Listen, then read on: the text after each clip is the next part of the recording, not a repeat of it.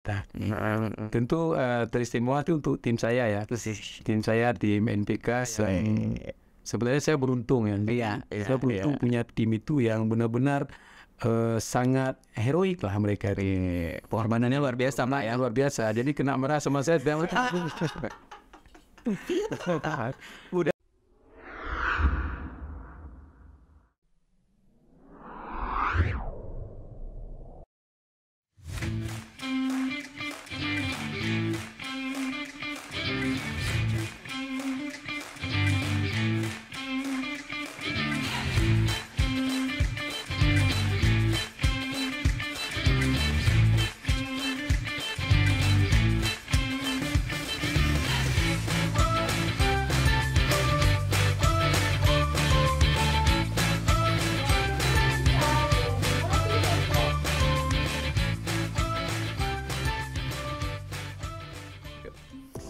Bismillahirrahmanirrahim. Assalamualaikum warahmatullahi wabarakatuh. Alhamdulillah, segala puji bagi Allah yang telah memberikan kesehatan tentunya sampai dengan hari ini.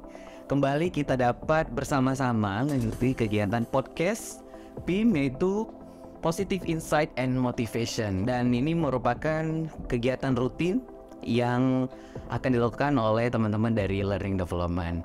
Baik, sebelum itu perkenalkan saya Habibi selaku host untuk podcast kali ini. Dan alhamdulillah bersama saya di sini telah saya hadirkan seorang narasumber yang memang luar biasa ya, yang patut ditiru karena beliau adalah salah satu pemegang proyek yang memang sampai dengan saat ini alhamdulillah telah berjalan. Langsung saja kita sapa Bapak Zulfakri. Assalamualaikum Pak. Waalaikumsalam Bibi. Alhamdulillah, gimana kabarnya, sehat Pak? Alhamdulillah Bi, kabar baik. Senang hari ini bisa ketemu dengan host PIM terbaik. Bisa aja nih Bapak. Pak, insya Allah sebentar lagi kita akan mulai podcast. Pak, di sini podcast kali ini itu tidak jauh mengenai pembahasan seputaran personal value and insight. Terus ada tren-tren di dunia kerja dan juga isu-isu terbaru yang positif tentunya yang akan kita bahas di sini, Pak. Dan Bapak siap-siap, insya Allah sebentar lagi kita akan bahas mengenai pertanyaan yang udah kita siapkan nih. Siap. Ada kurang lebih sampai 15 pertanyaan. Insya Allah, insya Allah dimudahkan. Oke Pak, jadi ya seperti yang kita ketahui Pak, untuk podcast kali ini itu kita akan membahas mengenai kilas balik pembangunan pabrik NPK di PT Pupkes Kanan Muda yang sangat viral Pak belakangan ini. Ya Pak, tapi alhamdulillah akhirnya Pak ya official telah diresmikan oleh Bapak Presiden Republik Indonesia di bulan Februari kemarin Pak ya. Oke Pak, apa yang Bapak rasakan setelah akhirnya diresmikan oleh Bapak Presiden? Alhamdulillah, perasaannya bercampur ya, senang, bahagia, haru, dan sangat mengesankan ya. Jadi karena memang pekerjaan yang kita lakukan dalam kurun waktu sekitar 4 tahun. 4 tahun Pak ya. Dan dengan pandemi ya, dengan berbagai tantangan di dalamnya. Betul sekali. Akhirnya bisa diresmikan oleh Presiden kita, itu sesuatu yang sangat luar biasa, kita sangat menggembirakan lah gitu. Pasti akan ada kebanggaan tersendiri Pak ya, dalam arti yang positif Pak. Iya, ada rasa bangga dan bahagia. Bangganya karena kita bisa menyelesaikan tugas perusahaan ya dengan baik, sesuai dengan ekspektasi dari pimpinan. Iya. Dan rasa bangga juga karena kita ada tim yang besar juga ya, kita bisa mengelola tim. Akhirnya ini bisa kita selesaikan begitu. Oke, siap, luar biasa Pak. Jadi kita ikut bangga juga Pak. Saya juga sangat bangga kepada teman-teman Bapak dan Bapak sendiri. Akhirnya alhamdulillah pabrik itu bisa berjalan sampai dengan alhamdulillah saat ini Pak ya. Baik Pak, kita langsung ke pertanyaannya nih Pak ya. Tadi masih mukadimah aja Pak. Oke Pak, ini pertanyaannya pertama itu Pak, sejak kapan Pak adanya inisiasi pembangunan pabrik NPK dan bagaimana sejarahnya? Ada misi atau visi di balik mendirikan pabrik NPK itu sendiri Pak, boleh dijelaskan? Sepengetahuan saya, keinginan tim ya untuk membangun NPK itu sudah berlangsung lama. Oke. Sejak saya awal-awal di PIM atau sekitar 20 tahun yang lalu itu sudah ada keinginan perusahaan ini untuk membangun NPK. Itu didorong oleh adanya perubahan ya, bahwa mekanisme pemupukan itu kan berubah ya. Iya. Dari dulu model pupuk majemuk ya. Iya. Jadi dulu itu aplikasi pupuk itu pupuk N, pupuk urea, pupuk P ya, pupuk K itu ditaruhnya masing-masing oleh petani. Jadi ya nabur N, nabur P. Oh iya. Terus ada kebijakan dari Kementerian Pertanian itu yang meminta itu digalakkan pupuk majemuk. Sehingga kebutuhan pupuk majemuk itu menjadi sangat besar ya, terutama untuk pangan. Iya. Dan saat itulah kita mulai membangun dan tim itu sudah pernah mencoba beberapa kali dan gagal. Jadi kita tuh di 2014 ya Sudah pernah berarti sebelumnya Pak ya? saya itu pernah terlibat dalam proyek pembangunan NPK State Ventilasi, jadi pabriknya agak kecil. Itu 2014. Itu tidak jadi karena tidak ada sesuatu hal yang mungkin karena pemegang saham melihat ini belum tepat. Itu tidak jadi. Terus di 2017 itu juga kita pernah juga mau membangun itu yang ada pabrik simulasi hibah dari pemerintah. Sudah kita siapkan, sudah kita peresmian di ulang tahun PIM ke-33. Sudah diresmikan Pak? Resmikan lokasinya. Kalau saya waktu itu ketua HUT PIM ke-33, jadi saya ingat sekali karena itu kita resmikan. Diresmikan Pak ya? Ini ditulis itu di sini diresmikan akan dibangun NPK PIM insya Allah. Oh iya, ada insya Allahnya ya. Nah, jadi setelah di tahun 2016 waktu itu sebenarnya mau dibangun tuh NPK cluster. Jadi NPK cluster tuh ada pabrik NPK chemical, ada pabrik asam sulfat, ada pabrik asam fosfat. Karena bahan bakunya selain amonia ada asam sulfat, asam fosfat. Tapi ya di 2017 itu kita membuat studi kelayakan ya. Terus di 2018 itu mendapat persetujuan dari pemegang saham.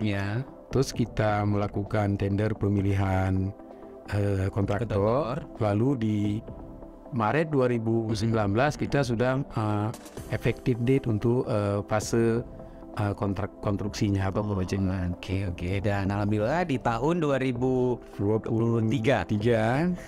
sudah diresmikan. Luar biasa Pak. Aduh, saya sangat terharu biru Pak melihat peresmian itu Pak. Walaupun hanya kita saksikan melalui YouTube ya pada saat itu karena sangat terbatas akses untuk masuk ke dalamnya. Tapi itu tidak masalah.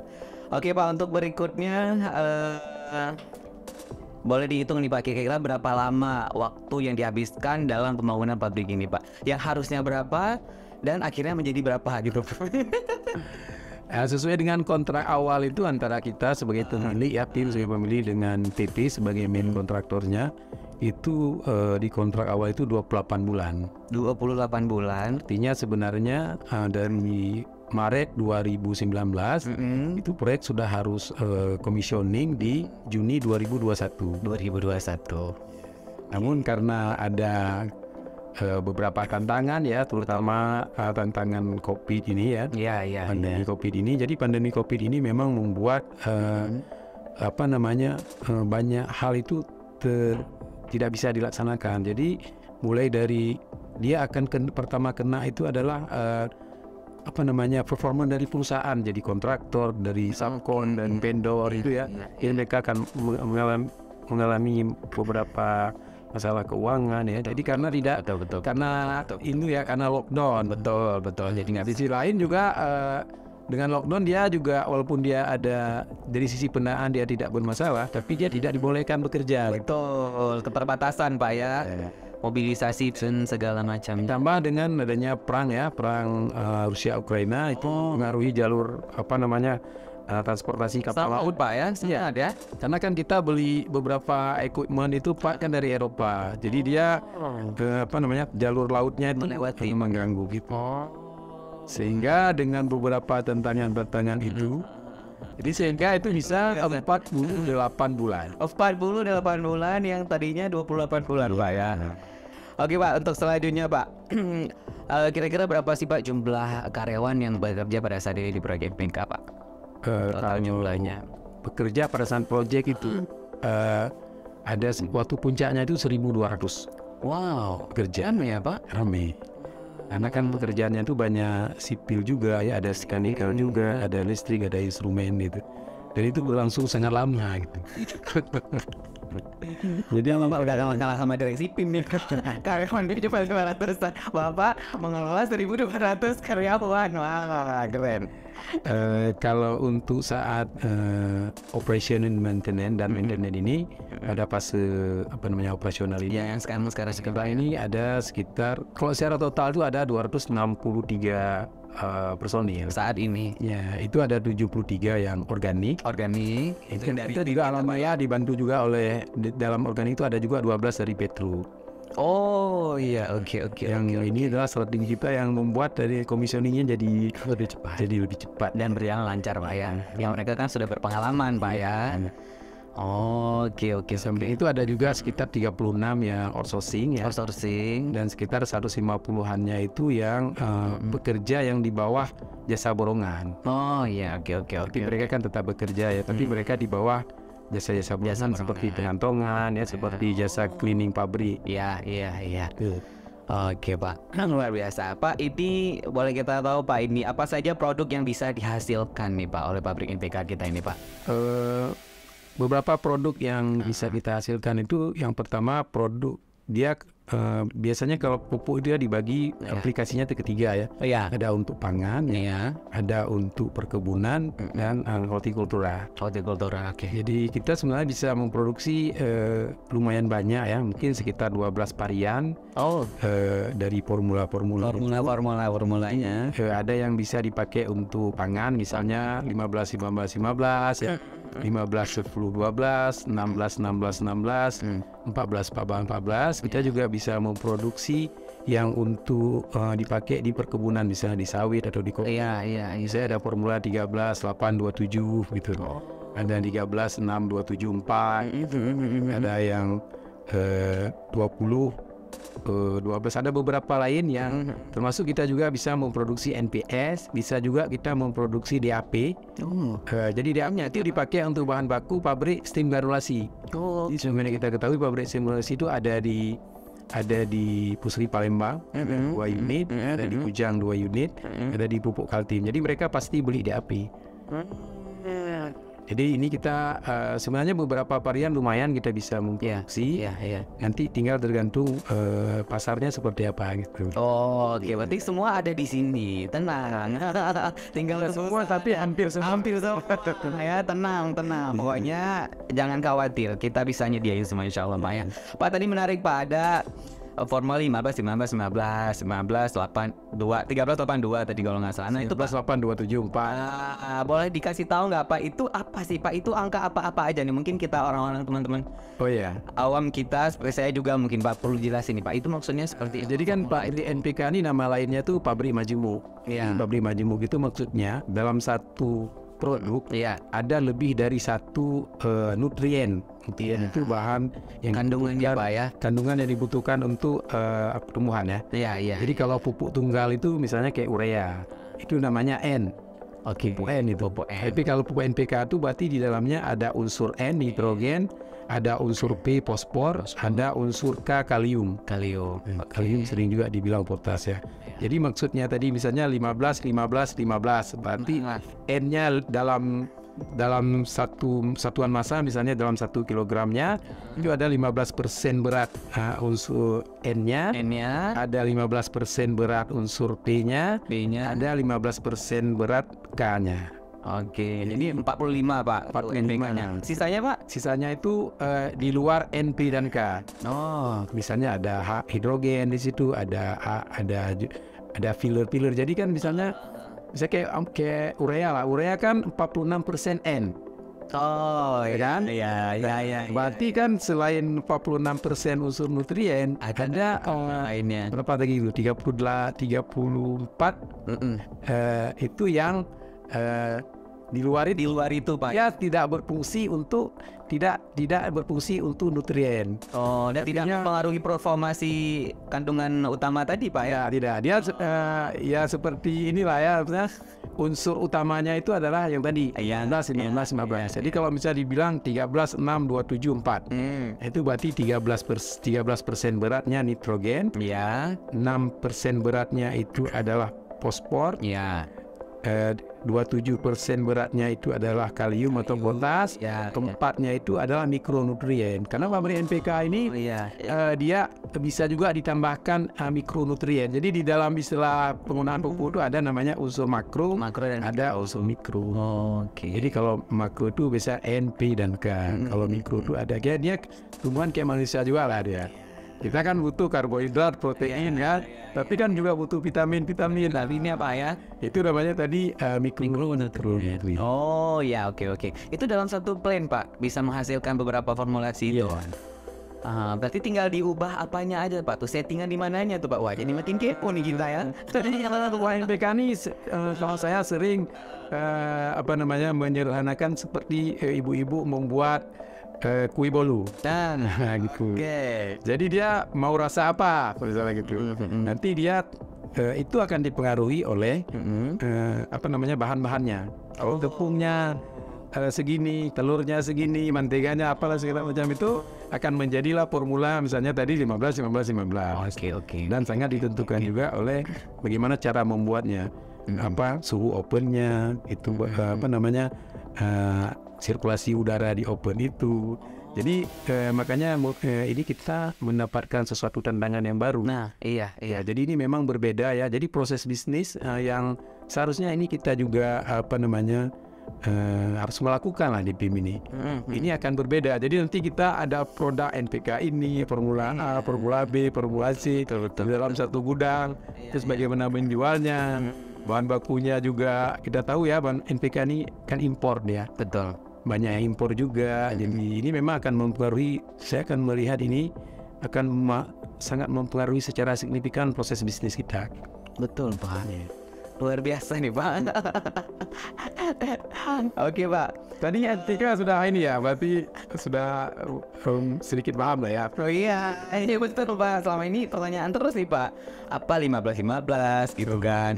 Kemudian kandungannya apa aja gitu kan, pasti semua bertanya-tanya Pak. Baik Pak, untuk pelajaran berikutnya nih Pak, apakah benefit yang didapatkan PT PIM Pak setelah berdirinya pabrik NPK ini Pak? Boleh dikasih tahu nih Pak? Yang pertama kita sudah menghasilkan sebuah pabrik ya dengan kapasitas yang cukup besar gitu. Cukup besar Pak ya? 500.000 ton per tahun. Jadi artinya kita punya produk baru ya, produk yang diversifikasi dari sebelumnya. Kita bisa lebih tidak tergantung sama gas alam ya. Semakin mahal dan semakin susah mendapatkan sumbernya, dan kita juga mempunyai produk yang memang kebutuhan petani itu terhadap NPK itu cukup tinggi gitu. Jadi kita mempunyai sebuah produk komoditas yang bisa kita jual, bisa kita manfaatkan untuk menjual, dan itu akan menghasilkan revenue bagi kita. Betul. Nah, itu mungkin satu-satunya tujuan dari dibangunnya proyek NPK ini. Jadi di samping lain kita juga bisa melayani petani itu lebih dari satu produk. Jadi bukan cuma urea saja ya, tapi memang urea itu penting ya, tapi kita juga bisa dengan NPK, apalagi dengan formula yang bermacam-macam. Pak. Kita bisa akan menyentuh ke dunia perkebunan, kita bisa masuk ke kopi, masuk ke sawit ya, yang banyak di Sumatera bagian utara hari ini, membuka peluang bagi PIM ya untuk memperbesar volume penjualan. Karena kalau kita lihat tren PIM ini, kenapa PIM ini tidak berkembang dalam hampir umurnya 40 tahun ini ya, 41 tahun ya. Betul. Salah satunya itu volume penjualannya itu yang terbatas itu. Betul. Nah, dengan hadirnya NPK ini menjadi suatu peluang yang cukup besar bagi kita. Warna baru Pak ya? Iya, warna baru di PT Puskendomber yang selama ini hanya kita menjual urea saja, begitu Pak ya?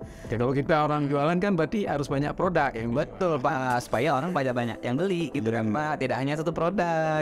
Betul sekali, jelas ya, semua benefitnya itu luar biasa. Oke Pak, selanjutnya nih Pak, Bapak sendiri selaku kepala proyek, kesulitan apa saja nih yang Bapak rasakan selama menjadi kepala proyek Pak? Boleh dijelaskan Pak? Itu pasti beban cukup beban ya Pak, pasti Pak ya? Apalagi selama banyak isu-isu, kemudian waktunya molor gitu Pak ya. Secara pribadi nih Pak, boleh Bapak ceritain ke kita nih kesulitan apa saja yang Bapak alami, baik dari luar maupun dari dalam diri Bapak sendiri? Pertama mungkin ya PIM-nya setelah menyelesaikan proyek PIM 2 ya, yang selesai kalau nggak salah di tahun 2004 itu atau 2005 itu, kita memang nyaris tidak ada proyek lagi. Nah, jadi sehingga itu membuat tidak ada personil-personil kita di PIM yang memang punya pengalaman tentang penanganan proyek, termasuk saya sendiri. Ya itulah membuat kita itu menjadi tantangan tersendiri ya. Jadi tidak punya pengalaman, tapi kita mencoba belajar ya dengan teman-teman, kita mengikuti training, mencoba mengikuti forum-forum diskusi project management. Itu membuat kita lebih proper lah gitu. Tantangan lainnya adalah yang tadi bahwa lingkungan ingin berpartisipasi dengan sangat tinggi. Artinya sedangkan pekerjaan juga terbatas ya, karena proyek ini sebenarnya tidak besar kali. Kalau dibanding dengan proyek amonia urea ini kecil Pak ya, tidak seperti urea amonia. Jadi kita kendalanya di menangani isu sosial tadi ya. Itu yang paling kendala yang membuat sangat beban sepertinya Pak ya. Proyek itu juga karena kita harus membuat keputusan setiap hari ya, karena ada saja masalah-masalah di proyek kan. Jadi tadi bisa yang disampaikan di proyek spek itu ini diatur sedemikian rupa, tapi kan di lapangan ada saja gitu. Tidak selancar yang dibicarakan Pak ya, pasti ada saja kendalanya Pak ya. Jika kita gambar desain, waktu ditarik itu udah nggak bisa. Nah ini membutuhkan keputusan ya, jadi saya mendorong teman-teman di bawah saya ya, ada Pak Iqmal, ada dulu Pak Irwansyah, ada Mirza, saya dorong mereka untuk mengambil keputusan sendiri sehingga dia tidak bertumpuk ke saya. Dibagi-bagi gitu Pak ya, pendelegasian dan memberikan kesempatan, memberikan kepercayaan kepada anggota itu sesuatu yang sangat membantu kita gitu. Jadi di proyek itu banyak suka dukanya juga, mungkin salah satu yang membuat agak ini juga ya dari sisi psikologis ya mungkin. Itu persepsi teman ke kita itu kan beda. For project kan project gitu. Nah ini juga membuat ketika kita meminta bantuan ke teman-teman ya kerja itu menjadi masalah juga gitu, karena mereka sudah dapat tunjangan gitu. Oke. Itu sisi-sisi apanya lah ya. Kesulitannya gitu Pak ya, suka dukanya lah begitu Pak ya. Dan dengan isu yang selama ini beredar dengan kita Pak ya, ini proyek siap nggak siap. Mungkin apakah ada dalam diri Bapak itu ada rasa pesimis atau drop mendengar berita-berita itu di tengah lagi kendala COVID yang melanda di perjalanan pembuatan pabrik urea ini? MPK maksudnya. Jadi apa perasaan Bapak pada saat itu? Saya termasuk orang yang optimis dalam hidup ya. Selalu saya jaga optimisme itu. Jadi saya melihat ini kalau kita di proyek itu kan itu adalah ikatan, atau kalau perjanjian itu namanya undang-undang yang mengikat para pihak. Jadi kalau sudah ditandatangani oleh Dirut PP dan Dirut PIM, itu adalah menjadi suatu undang-undang yang harus ditaati. Jadi saya berpijak dari perjanjian ini pasti diselesaikan. Karena kalau tidak itu punya implikasi bagi corporate yang terutama bagi kontraktor itu cukup besar. Jadi tidak mungkin, cuma impossible berarti ya, nggak mungkin selesai. Dan ini tugas kita di sini harus berhasil gitu. Dan suara-suara yang kita dengar itu adalah masukan ya, yang membuat kita bekerja lebih keras dan mendorong kita itu untuk melakukan upaya-upaya maksimal. Jadi saya bukan maksudnya mendahului Allah, tapi maksudnya dalam diri saya tidak ada itu gagal gitu. Kalaupun nanti misalnya gagal, ya itu lain dari kata ya. Kita kan mempertanggungjawabkan apa yang kita lakukan sebaik mungkin ya, sekeras mungkin, dan insya Allah itu kalau kita lakukan ya seperti yang sudah kita lihat ya. Bukti Pak ya. Alhamdulillah jadi ini pabrik akhirnya. Nah, oke, dan itu terlepas dari memang Pak Cupaki selalu mengingat bahwa pasti Allah akan selalu bantu Pak ya, dalam perjalanannya itu Pak ya. Dan sampai saat ini terbukti semua jadi. Pak, mungkin Bapak ingin mengucapkan rasa terima kasih buat teman-teman di NBK. Boleh Pak di sini Pak, kepada siapa-siapa aja gitu yang telah berjuang demi terlaksananya pabrik NBK. Silakan Pak. Ya, terima kasih Pak Willy. Terima kasih. Jadi alhamdulillah proyek ini ya sejauh yang kita capai saat ini tuh bisa kita bilang sudah berhasil ya. Ini terima kasih sebesar-besarnya ya, terutama kepada manajemen ya, direksi, yang tentu Pak Jaka, Pak Budi, dan Pak Ruhan itu selalu mendorong dan mendukung kita dengan beberapa strategi yang kita ambil, beliau mendukung semuanya gitu. Ini itu adalah modal utama bagi kita di tim project. Proyek ini bisa berhasil gitu. Selanjutnya juga terima kasih kepada teman-teman dari unit kerja semua di Pimlan, STM, pengembangan, operasi, maintenance, orang hukum juga, hukum manajemen risiko yang SPI, kita tuh selalu diskusi gitu. Kalau saya melihat ini ada hal yang perlu kita ambil kebijakan dalam rangka mengantisipasi tadi tantangan tadi. Jadi saya sering sekali itu ketemu dengan buat FGD itu sering. Jadi terima kasih itu kepada semua teman-teman. Emang mereka tuh sudah memberikan semuanya lah. Jadi tidak terlepas juga dari teman-teman semua ya, termasuk SDM misalnya yang beri training, betul, beri kesempatan saya untuk mengisi beberapa materi juga, intinya yang membuat itu berimpact juga pada tim saya gitu. Ketika mereka melihat saya tampil itu mereka jadi ini bos saya gitu. Jadi hal kecil itu membuat banyak memberikan motivasi di tim kita. Tentu teristimewa itu untuk tim saya ya. Tim saya, tim NPK. Sebenarnya saya beruntung ya. Saya beruntung punya tim itu yang benar-benar sangat heroik lah mereka. Pengorbanannya luar biasa, Pak ya. Luar biasa. Jadi kena marah sama saya. Udah hal yang biasa, Pak. Ya sudah biasa, dan itu untuk men-trigger mereka. Jadi kita melakukan beberapa strategi juga ya. Mungkin teman-teman di NPK tuh selalu mendengar omongan saya, Pak. Tiap hari, Pak ya? Tiap hari. Ya kalau nggak ketemu di telepon. Jadi mereka teman-teman NPK itu ya, baik ya organik maupun yang kita kontrak ya. Itu saya nengok juga sudah bekerja. Tidak ada bedanya, mereka itu sudah ada biaran kalian terbaik, dan mereka tuh berdiri di depan saya, benar-benar mereka tuh mengamankan saya ya. Jadi kalau saya misalnya mengingat teman-teman itu, itulah yang membuat saya tuh termotivasi selalu kan. Kuat saya didorong nih semua tim saya. Jadi terima kasih lah sebanyak-banyaknya ya untuk tim NPK ya, yang sudah memberikan bantuan yang besar ya, yang mereka sangat jiwa raganya sudah untuk kita ya, dan kadang-kadang mereka tuh bekerja jauh dari apa yang ada yang menjadi tugas mereka gitu. Di jauh malam ya, jauh dari segi waktu, jauh dari segi apa yang mereka ambil gitu ya, melampaui dari panggilannya gitu.